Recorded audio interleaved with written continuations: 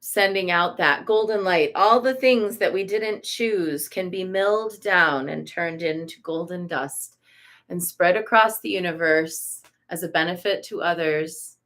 And ultimately, it will also benefit us to get that out and give it something to do.